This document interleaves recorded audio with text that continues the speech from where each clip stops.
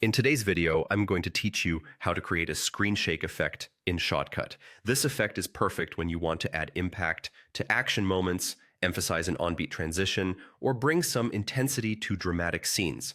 We'll keep it simple and straightforward, so you can follow along and apply it to your own project right away.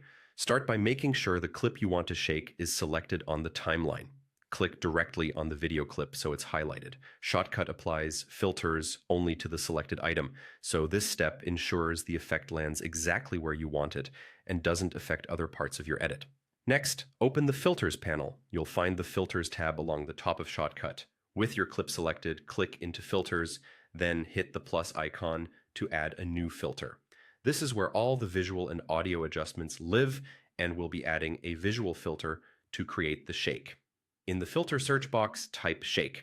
From the results, choose the effect called nervous. That's the one we'll use to simulate a screen shake.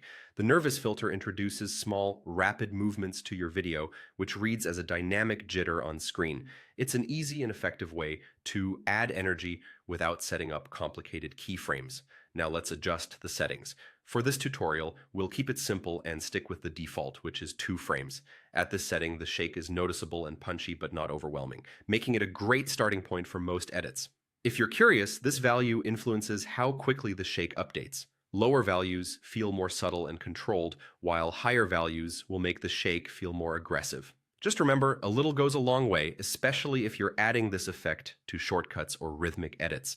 To preview the effect, press play in the preview window and watch your clip. You should see that added jitter giving your footage a burst of energy. If you feel it's too strong or too mild, you can always return to the filter settings and adjust to taste. But for now, we'll keep the default so you can see how it looks right out of the box. And that's it. That's how you create a screen shake effect in Shotcut using the nervous filter. Simple, quick, and effective. Here is the clip with the shake effect applied so you can see the final result in motion.